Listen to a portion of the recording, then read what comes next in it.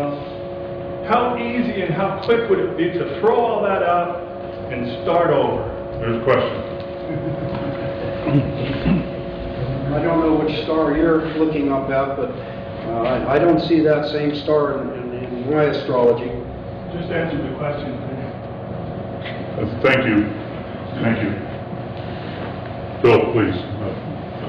The situation is simply this. You're a lawyer? Please, just a minute. Give him a chance. I don't know if you're responsible for violating my constitutional rights, but maybe you are. And I object to that. Whoever has violated my constitutional rights, I have a right to stand up for myself, and that's what I'm doing tonight. Okay. Here's a question from Carter. If the settlement passes, would this limit what crops could be grown? And, you know, the corollary is, would it be illegal to grow crops that would exceed the water limit? I think you spoke to crop needs. Dr. Wade. I'm not an agricultural expert, but I will try to put an idea out there. What needs to be done is this PIA analysis, okay, which would require an analysis be done as to what are the crops that are possible, what is somebody interested in doing. Once you know what crops you're interested in doing, then you can look at the water requirements for that. You have to look at how many acres are involved. An analysis would need to be done. I can't stand here and give you a definitive answer. But it seems to me that there is groundwater, there is surface water. Are all the resources on your reservation being considered in your own favor at this time? Okay, question. I have a question.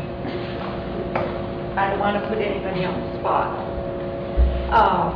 In the mountain, that's where most of our water comes from. You were talking about the high mountain. Our mountain range, I heard, and I probably could prove it, that there's a big mortgage on that. What would happen if that mortgage was called? Would they take all of our mountain?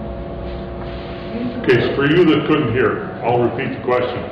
We hear, the lady says, that there is a mortgage on, I presume, the tribal mountain area. If that is so, and if that were foreclosed, what would happen to the water that's associated with that land? Number one, do you know anything about a mortgage? I've just heard the rumor, and if the rumor is true, and there's a default on the mortgage, that is, the tribe fails to pay its mortgage on time, then it loses the land, which is the collateral for the mortgage, and the land then goes to the bank, and the bank sells it to whomever it bids the highest price for it.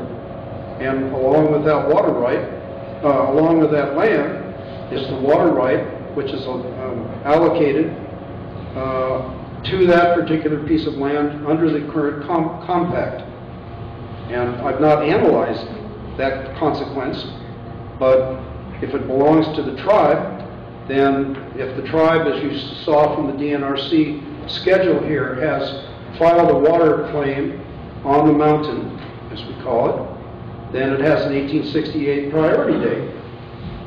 If that 1868 priority date is in fact the priority date for that land, and it's foreclosed on and then is sold to a non-Indian, that Indian gets the 1868 priority date. Okay, thank you. From the card. For Dr. Wade, there are 60 federal Indian water settlements now asking for teams and in negotiations. If we vote no and go to the end of the line, how many years would it take us to get another chance?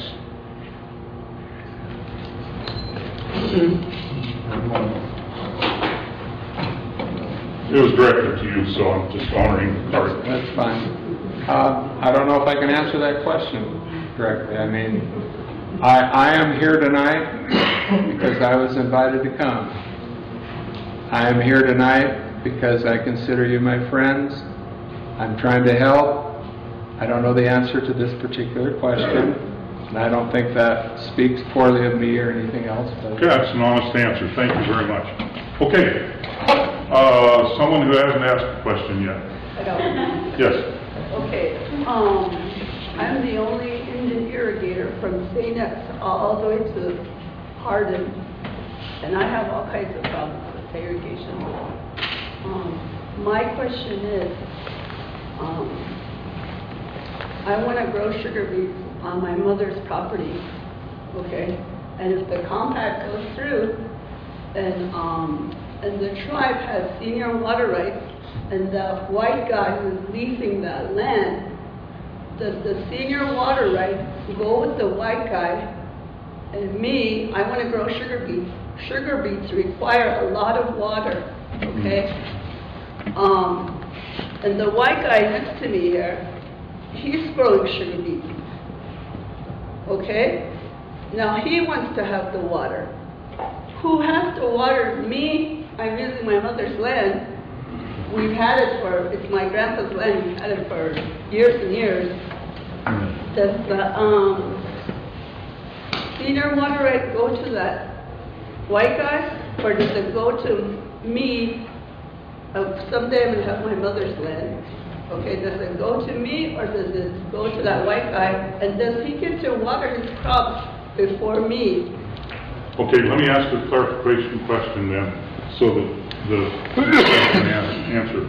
It's land that is presently leased to this non-Indian guy. Yeah, he would and he's like currently growing sugar beets on it. Mm-hmm. And your question is, if you recover the use of the land, can you grow sugar beets on it? Can I grow sugar beets? And then if they're allocating the water, whoever has the senior water right, okay, and that white guy is leasing it, who's leasing it from the tribe, okay, I need water, he needs water.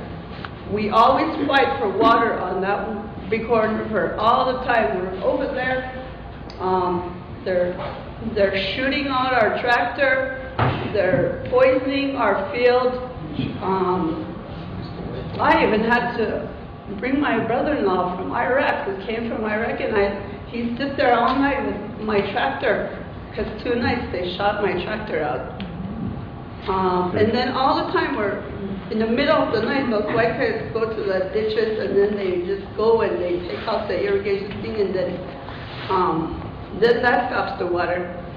So then we got to run over there, and then it's just like a constant, fighting with those white people on the Bighorn River. Is like, there's the worst white people on the reservation. I'm sorry, but that's just the way they are, because I have to deal with them all the time. So I know. Do you understand the question? Yeah, I do.